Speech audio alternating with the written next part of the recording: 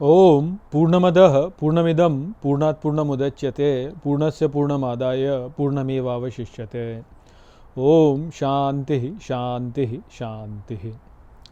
नमस्कार मित्रों, आज के वीडियो में हम बृहदारण्यक उपनिषद के प्रथम अध्याय के चौथे ब्राह्मण का जो पांचवा मंत्र है उसका पाठ करेंगे। तो आइए देखते हैं कि ये मंत्र क्या कहता है। तो जो मंत्र वो कहता है, सो अवेत अर्थात उसने विचार किया, अहम वाव सृष्टिरस्मि अर्थात मैं ही सृष्टि हूँ, अहम ही इदम सर्वम असृक्षि इति अर्थात मैं ही यहाँ सब कुछ को देखता हूँ, ततः सृष्टिरभवत अर्थात इसलिए सृष्टि हुई, सृष्ट्याम ह अस्य एतस्याम भवति य एवं वेद अर्थात सृष्टा ही इन सब में हो जाता है जो इस प्रकार जानता है।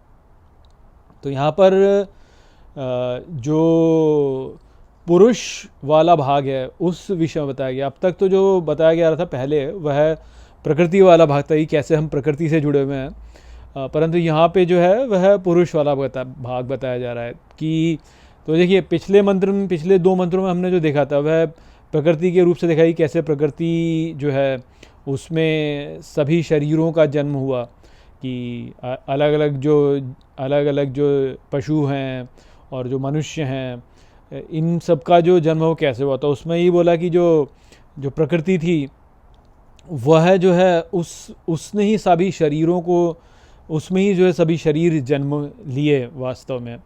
परंतु यहाँ पर बताया जा रहा है पुरुष के संदर्भ में कि पुरुष कैसे जो है उसमें गुंधा हुआ है। तो पुरुष ऐसे गुंधा हुआ है कि पुरुष जो है वह दृष्टा है, और जो विचार करने वाला है वो जो विचार करने वाला है, विचार वास्तव में प्रकृति है किंतु विचार करने वाला जो है वह पुरुष है। और वो जो है उसने ये देखा कि ये सब कुछ जो है यह मैं देखता हूँ, और इसलिए मुझसे जो है इसकी सृष्टि हुई है, और इस कारण से जो है ये सृष्टि मुझसे है, ना कि मैं सृष्टि से हूँ। इस प्रकार से उसने समझा, और जो इस प्रकार से समझता है बात को वह वास्तव में सृष्टा ही हो जाता है, वो यहाँ पे बताया गया। तो देखने के दो दृष्टिकोण हैं। एक दृष्टिकोण तो ये है कि भाई ये जो प्रकृति है इस प्रकृति में जो है ये मेरा माइंड है, और ये मेरा माइंड जो है इसके भीतर से जो है कुछ होता है जिस कारण से जो है मैं इस संसार को देख पाता हूँ। तो इस कारण से ये जो संसार है उसमें मैं हूँ, अर्थात जो प्रकृति है या जो संसार है वह उसकी प्रधानता मुझ पर है, मैं इससे नीचे हूँ। वह एक दृष्टिकोण है। दूसरा दृष्टिकोण ये कि नहीं, ये जो सृष्टि है इसका अस्तित्व केवल तभी हो सकता है जब मैं इसको देखता हूँ, तो इस कारण से मैं इसके ऊपर हूँ। तो ये दो दृष्टिकोण यहाँ पे हैं। तो जो ये पहला दृष्टिकोण है वह उचित नहीं है, और जो दूसरा दृष्टिकोण है वह वास्तव में उचित है, वह ही हमको शांति प्रदान कर सकता है। वो यहाँ पे हमको बताया जा रहा है कि जो ये समझ जाता है कि ये जो सृष्टि ये मुझसे है वह सृष्टा में ही स्थित हो जाता है, और इस प्रकार से जो है वह जानता है वास्तव में।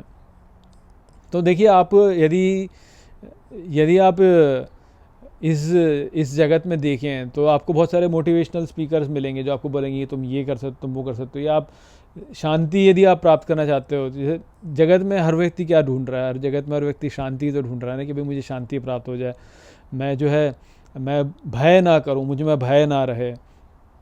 और जैसे कि जो है दूसरे मंत्र में बताया कि वह भयभीत हुआ। और भयभीत क्यों हुआ? क्योंकि उसको दूसरे से भय है, इस कारण से वह भयभीत हुआ। तो दूसरे से भय के कारण भयभीत हुआ। अब देखिए कि जो तीसरा और जो चौथा मंत्र है उसमें हमको क्या बताया कि कैसे प्रकृति निर्मित हुई। तो उसमें भी बोला कि वह जो है दो होकर के नीचे गिरा, पति और पत्नी के रूप में नीचे गिरा वो, कि एक तो पति है और पत्नी है। तो हमने उसको समझा कि एक तो दृष्टा है और एक दृश्य, दो रूपों में वास्तव में नीचे गिरा। तो अब जो दृष्टा है और जो दृश्य है उसमें जो दृष्टा है वह दृश्य से भय करेगा, दो से ही भय होता है, ऐसा बोला ना कि दो होने के कारण भय होता है। तो जो दृष्टा है वह दृश्य से भय करेगा। तो दृष्टा दृश्य से भयभीत होता है। और हमारी क्या अवस्था है, हमारी यही तो अवस्था है ना कि हम संसार में भयभीत हैं कि हमें ये ना हो जाए, हमें वो ना हो जाए। अब संसार जो है वह वास्तव में दृश्य है और हम दृष्टा हैं उसके।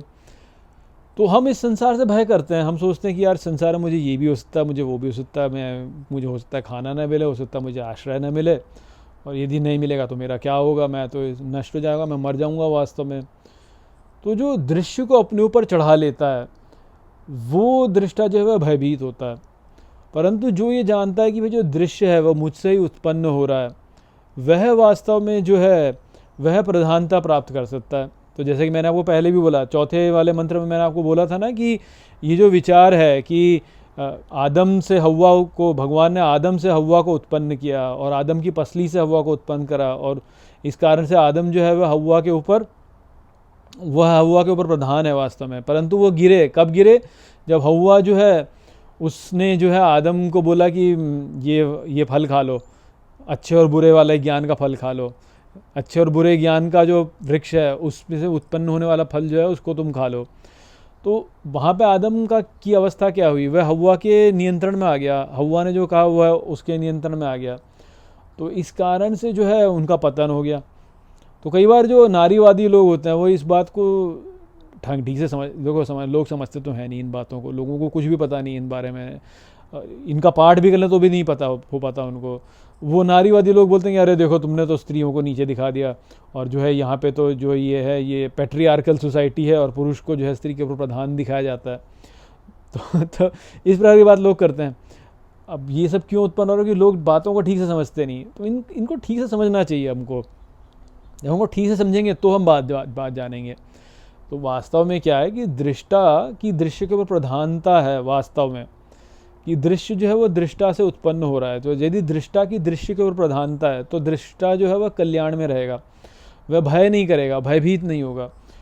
तो जो दृष्टा की दृश्य पर यदि प्रधानता रहेगी तब तो व्यक्ति जो है वह शांत रह सकता है। परंतु यदि दृष्टा जो दृश्य को अपने ऊपर चढ़ा ले और दृश्य से नीचे स्वयं को कर ले और बोले कि नहीं ये दृश्य प्रधान है, दृष्टा तो कुछ है नहीं, तब वो जो है वह भयभीत हो जाएगा। वो वाली बात है जो कि इन ग्रंथों में हमको बताई जा रही है। यहाँ पेट्रियार्कल फेमिनिज्म की कोई बात ही नहीं है वास्तव में। पेट्रियार्की, फेमिनिज्म, नारीवाद और पुरुषवाद, वो वाली बात ही नहीं है यहाँ पे बात समझने की जो वो यही है कि दृष्टा को दृश्य को अपने ऊपर चढ़ाना नहीं है। दृष्टा को ये नहीं करना है कि बोले कि मैं दृश्य पर निर्भर हूँ। यदि दृष्टा बोलेगा कि मैं दृश्य पर निर्भर हूँ तो दुख झेलेगा, वो दुख झेलेगा, क्योंकि वो फिर दृश्य के से भय करने लगेगा। दो से भय होता है ना, दो के होने पर भय होता है। तो अब पुरुष है और प्रकृति है, जब वो नीचे आए तो दो के होने से भय है। परंतु जब वो जान लेता है कि भाई दो नहीं है, एक ही है, मैं ही हूँ वास्तव में, तो वह फिर भयभीत नहीं होगा। तो जो दृष्टा है, हमारा वास्तविक स्वरूप तो दृष्टा वाला ही है। हमने दृष्टा से जो है दृश्य को उत्पन्न किया ताकि रमण कर सकें, और रमण करें। रमण जब दृश्य नहीं होगा तो रमण कैसे करेंगे? रमण ही नहीं कर सकते ना। तो देखिए बात कैसे यानी घुसती हुई चली जाती है एक दूसरे में, कि कितना यानी अज्ञान हमने अपने लिए उत्पन्न किया हुआ है, जिस कारण से हमारी ये अवस्था है यहाँ पे।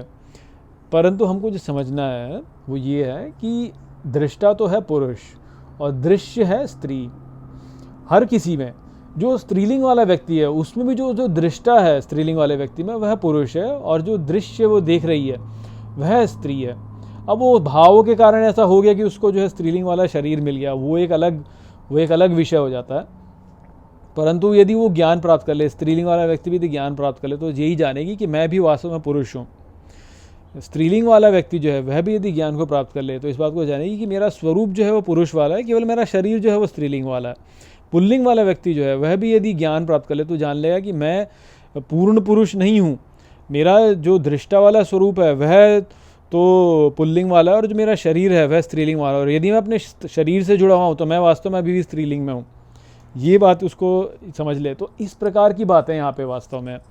तो हमको जो समझना है, ले दे के जो बात हमको समझनी है वो यही है कि यदि प्रकृति को हम अपने ऊपर प्रधान कर लेंगे तो हमारी दुर्गति होगी, हम संसार से भय करने लगेंगे, हम दुख को झेलेंगे। और यदि हमारी पुरुष में स्त्री वो जो दृष्टा है पुरुष है उसमें अवस्था हो जाए, स्वरूप में अवस्था हो जाए, आत्मा में अवस्था हो जाए, तो हम वास्तव में फिर दुख से उपराम हो सकते हैं। हम दुख से क्या, हम संसार से उपराम हो जाएंगे तो दुख होगा ही नहीं वास्तव में, वो हमको समझना है। तो अब इसको हम प्रैक्टिकली कैसे समझें, इसको यदि हम व्यवहारिक रूप से समझें तो कैसे समझें? तो व्यवहारिक रूप से उसे समझने का जो है वो ये है कि जब हम ये सोचते हैं कि भाई ये संसार है और इस संसार में मैं हूँ, संसार में मैं उत्पन्न हुआ हूँ, मैं शरीर हूँ ये, और ये शरीर जो है ये इस संसार की घटनाओं के प्रति जो है संवेदनशील है, कभी तो घटना ऐसे घटती कभी वैसे घटती है, तो मैं इनके प्रति संवेदनशील हूँ। तो हमने क्या किया, हमने इस संसार को अपने पर बैठा लिया, हमने संसार को महत्व दे दिया, हमने जो है संसार की घटनाओं को अपना मान लिया और फिर उनसे महत्व दे दिया कि मैं ये शरीर हूँ और मेरे शरीर से जुड़ी हुई जो यहाँ पे वस्तुएं हैं उनसे ही वास्तव में मेरी पहचान है। तो मेरा बड़ा घर है तो मैं बड़ा आदमी हो गया, मेरा ऊंचा पद है तो मैं बड़ा व्यक्ति हो गया, मेरा जो है समाज में सम्मान है तो मैं बड़ा व्यक्ति हो गया। तो इस प्रकार से जो है हमने स्वयं को जो है अपने शरीर से जोड़ करके अपनी पहचान बना ली और जो दृश्य है उसको अपने पर लाद लिया और बोला कि दृश्य जो है वह मेरे, उससे ही जो है वास्तव में मेरा महत्व है। तो इस प्रकार की अवस्था में यदि करेंगे तो हम फिर भय को जाएंगे, क्योंकि ये संसार जो है ये तो कभी ऊपर आता है, कभी नीचे जाता है, कभी इधर जाता है, कभी उधर जाता है। तो ऐसी हमारी अवस्था हो जाएगी तो हम भय में चले जाएंगे। परंतु यदि हम इस संसार को अपने पर न ला दें और बोलें कि मेरा जो स्वरूप है वह तो पुरुष स्वरूप है, इस जगत में जो भी घटता है उससे मुझ पर कोई प्रभाव ही नहीं पड़ता वास्तव में, मेरा ऊंचा पद हो चाहे नीचा पद हो उससे कोई फ़र्क ही नहीं पड़ता, मैं तो पूर्ण पुरुष हूँ, मुझे क्या फ़र्क पड़ता है मेरा क्या पद हो, पद तो प्रकृति में है इधर ये तो केवल आने जाने वाली वस्तु है, कभी पद ऊपर होता है मेरा, कभी पद नीचे होता है, तो मैं पद को लेकर के अपने महत्व को क्यों मानूं? या मेरा बड़ा घर है तो उससे मेरा क्या हो गया, कुछ भी नहीं हो गया। कभी घर मैंने बड़ा घर बना भी लिया तो भी क्या, बड़े बड़े लोगों ने बड़ी बड़ी हवेलियाँ बना दी, आज उनका क्या है, कुछ भी नहीं है। हवेलियों को देखने लोग जाते हैं, बड़े बड़े लोगों ने जो है महल बना लिए, बड़े बड़े किले बना लिए राजाओं ने, राजा तो बना तो दिए उन्होंने, राजा वाजा तो सब मर गए, पता नहीं कहाँ गए जाके, और उनके किले यहीं पे खड़े हैं और आज हम उनको देखने जाते हैं।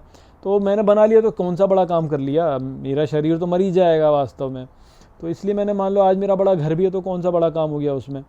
मेरा जो स्वरूप है वो तो पुरुष वाला स्वरूप है जो कभी मरता ही नहीं, जो परिवर्तनशील है ही नहीं, जो कि दृष्टा है केवल इसका, ये दृश्य हैं, आते हैं जाते हैं। जो इस प्रकार का भाव रख लेगा उसको भय होगा क्या? फिर उसको कोई भय ही नहीं होगा, क्योंकि उसको पता है कि भाई सब कुछ ये जो भी कुछ हो रहा है ये सब चीज़ परिवर्तित हो जाएगा, ये चेंज हो जाएगा सब कुछ, मैं तब भी रहूँगा, मैं दृष्टा के रूप में तब भी रहूँगा। तो ये दृश्य जो है ये तो आता है जाता है, कभी मेरा ऊंचा पद है, कभी नीचा पद है, कभी मेरा बड़ा घर है, कभी छोटा घर है, कभी जो है कभी जो है मैं ऊपर जाता हूँ, कभी जो है मैं नीचे जाता हूँ, खेल है बस ये ऐसे ही। तो अब इससे मुझ पर कोई प्रभाव थोड़ी पड़ता है, दृश्य में कुछ भी परिवर्तित हो जाए उससे मेरा कोई प्रभाव ही नहीं पड़ता, दृश्य परिवर्तित हो जाता है परंतु मैं वैसा का वैसा ही रहता हूँ। तो उसने दृश्य को अपने ऊपर नहीं लादा, और जब उसने दृश्य को अपने ऊपर नहीं लादा तब जो है उसकी अवस्था जो है वह आनंद में हो जाती है, आनंद में स्थित हो जाती है उसकी अवस्था। तो जब ये बोला जाता है ना कि पुरुष श्रेष्ठ है और प्रकृति जो है वह श्रेष्ठ नहीं है, पुरुष की प्रकृति के ऊपर प्रधानता है, तो वो जो है वो ये वाली बात है कि भाई मैं तो रहता हूँ, पुरुष जो वो रहता है, प्रकृति में परिवर्तन हो जाता है, प्रकृति भी रहती है, ऐसा नहीं कि प्रकृति नहीं रहती है, प्रकृति भी रहती है परंतु प्रकृति में परिवर्तन हो जाता है, कभी इधर तो कभी उधर, कभी इधर तो कभी उधर। तो ये जो परिवर्तन है यदि एक तरफ जाएगा तो दूसरी तरफ भी आएगा। जैसे श्री कृष्ण कहते हैं कि जिसका जन्म होगा उसकी मृत्यु होगी ही, जिसकी मृत्यु होगी उसका जन्म होगा ही। तो जो ऊपर जाएगा वो नीचे आएगा ही, जो नीचे जाएगा वो ऊपर आएगा ही। तो ये तो चलता रहेगा, ऐसे ही चलता रहेगा। ये तो जो इससे प्रभावित नहीं होता और इसको ऐसे ही देखता है, तटस्थ होकर के जो देखता है इसको और इससे प्रभावित नहीं होता, उसने प्रकृति को अपने पर नहीं लादा, उसने जो है संसार को अपने पर नहीं लादा। जिसने इनको अपने पर लाद लिया, जो इन परिवर्तनों से प्रभावित हो गया, मेरा ऊंचा पद हो गया तो वाह मैं बड़ा हो गया, मेरा नीचा पद हो गया तो जी मैं तो बेकार व्यक्ति हो गया, मेरे पास बड़ा घर हो गया तो वाह जी मैं बड़ा आदमी बन गया, मेरा जो है छोटा घर हो गया दीजिए मैं छोटा व्यक्ति बन गया। जो इनको अपने ऊपर लाद लेता है, जो प्रकृति को प्रधानता दे देता है, प्रकृति को अपने ऊपर रख लेता है, जो अपने मूल्य को प्रकृति के आधार पर अपने मूल्य को रखता है, वह दुख झेलता है। और जो अपने मूल्य को प्रकृति के आधार पर नहीं झेलता, जिसको फ़र्क नहीं पड़ता कि भाई मेरी जो है लाभ हो जाए चाहे हानि हो जाए, मेरी स्तुति हो जाए चाहे मेरी निंदा हो जाए, मुझे ठंडे में रख दो चाहे मुझे गर्म में रख दो, कोई फ़र्क नहीं पड़ता, क्योंकि मैं तो जैसा हूँ सो हूँ, मैं प्रभावित ही नहीं होता, मैं तो वैसा ही हूँ। प्रकृति की जो ये घटनाएं हैं ये घटती रहती हैं, कभी ऊपर नीचे कभी नीचे, इनसे मैं प्रभावित नहीं होता। तो वह फिर जो है वह श्रेष्ठ को प्राप्त करता है। तो जो ये जान लेता है कि भाई ये जो दृश्य है इसका निर्माता मैं ही हूँ, मैं दृष्टा हूँ, दृष्टा होने से जो है मैं इस दृश्य को देखता हूँ, ये दृश्य जो है यह मेरे द्वारा उत्पन्न होता है। वास्तव में जिस प्रकार के संकल्प, जिस प्रकार की भावनाओं से मैं आसक्त होता हूँ, वैसी ही मुझ में ये प्रकृति उत्पन्न हो जाती है। जैसे गीता में श्री कृष्ण कहते हैं कि ये जो संसार के जो ऊपर नीचे उतार चढ़ाव है उनको तुम झेल लो, इनको जो है तुम बस झेल लो इनको, तो फिर जो है अपने स्वरूप को प्राप्त कर लोगे अंततः। जब इनके प्रति कोई प्रतिक्रिया नहीं करोगे तो फिर जो है स्वरूप में स्थित हो पाओगे, इनसे ऊपर उठ पाओगे। तो जो व्यक्ति जो है इन सब घटनाओं को ऐसे झेल लेता है और इन पे जो है प्रभाव नहीं करता, इनसे प्रभावित नहीं होता, वह फिर अपने स्वरूप को प्राप्त करता है और ये जान पाता है कि भाई मैं सृष्टा हूँ, मेरी भावनाओं से आसक्ति से जो है ये सारी घटनाएं वास्तव में घटती हैं। तो उसकी फिर जो है प्रधानता हो जाती है सृष्टि पर। तो वह जान लेता है कि भाई मैं सृष्टा हूँ, जैसी भावनाओं से मैं जुड़ूंगा उस प्रकार की ही सृष्टि में जो है घटनाएं घटने लग जाएंगी। वो इस बात को जान लेगा तो वो जो है फिर प्रकृति के ऊपर प्रधानता प्राप्त कर लेगा। तो जब आदम नीचे गिरा, आदम की जो दुर्गति हुई हव्वा की बात मानने पर, वो ये वाली बात है वास्तव में। ये जब प्रकृति को प्रधानता दे दी, प्रकृति से आसक्ति कर ली और प्रकृति के जो ऊपर ऊंचे नीचे वाली बातें उनको मान लिया और उनको महत्व दे दिया, तो बेसिकली फिर वो नीचे गिर गया, फिर अच्छे बुरे के चक्कर में फंस गया। तो वो है ना कि ये नारीवाद पारीवाद की बातें जो लोग करते रहते हैं कि ये पैट्रियार्की और फेमिनिज्म, इन सब चक्करों में पड़ते रहते हैं कि इसमें ऐसा हो गया उसमें ऐसा हो गया। जो वहाँ संदेश है वास्तव में वो यही है, जो संदेश है वहाँ पर वो यही है कि, तो जैसे मैंने आपको पहले बोला था कि पति और पत्नी ऐसा नहीं कि कोई एक श्रेष्ठ है कोई दूसरा श्रेष्ठ है, ये तो उसी के दो स्वरूप उत्पन्न हो गए। अब जिस चीज़ को प्रधानता दोगे वही चढ़ के बोलेगा आप पे। आप प्रकृति को प्रधानता दोगे तो प्रकृति भारी हो जाएगी, आप पुरुष को प्रधानता दोगे तो पुरुष भारी हो जाएगा। परंतु हमारा कल्याण केवल तभी होता है जब हम प्रकृति को महत्व ना दें, क्योंकि प्रकृति ऊपर नीचे होती है, उसमें परिवर्तन होता रहता है। तो यदि उसको हम भाव दे देंगे तो हम जो है फिर संवेदनशील हो जाएंगे, फिर सुख दुख में हो जाएंगे। यदि उसको नहीं भाव देंगे तो सुख दुख के परे हो जाएंगे, अपने स्वरूप में स्थित हो जाएंगे। तो केवल वो वाली बात है और कुछ नहीं है। इस बात को इस चक्कर में मत पड़िए कि अरे यहाँ जब ये बोलते हैं कि जी पुरुष को महत्व दो तो जी ये तो जो है समाज जो है वो तो पुरुष को प्रधानता देता है, पुरुष प्रधान समाज बन जाता है, नारी प्रधान समाज नहीं बनता। अरे भाई इन चक्करों मत पड़ो, अपने स्वरूप को जानो, क्या स्वरूप है तुम्हारा। जो स्त्रीलिंग वाला है उसमें भी पुरुष है वास्तव में, जो पुल्लिंग वाला है उसमें भी स्त्री है वास्तव में।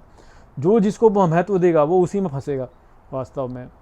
पुल्लिंग वाले व्यक्ति यदि जो है अपने आप को अपना शरीर मानेगा तो भी फंसेगा, और जो स्त्रीलिंग वाला व्यक्ति है यदि वह अपने आप को अपना शरीर न माने तो वह मुक्त हो जाएगा। बस वही वाली बात है यहाँ पे, वो समझाया जा रहा है यहाँ पे, ना कि ये ले। तो ये तो सब यहाँ पे जो भी लोग घपला करते हैं वो केवल इसलिए करते हैं क्योंकि अपने शरीर से तादाद में कर लेते हैं, इस बात को समझ ही नहीं पाते। इस चक्कर में फिर यही सब नारीवाद और जो पेट्रियार्की है और इन सब चक्करों में फंस जाता है व्यक्ति।